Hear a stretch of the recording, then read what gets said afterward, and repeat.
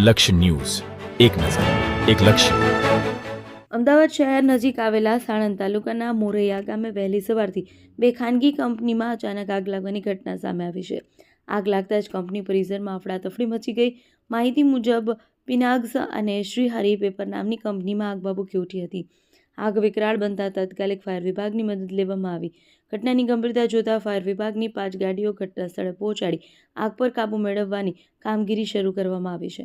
અમદાવાદ, સાણંદ અને બાવળા ફાયર વિભાગની ટીમો સંયુક્ત રીતે આગ બુઝાવવાની કાર્યવાહી કરી રહી છે.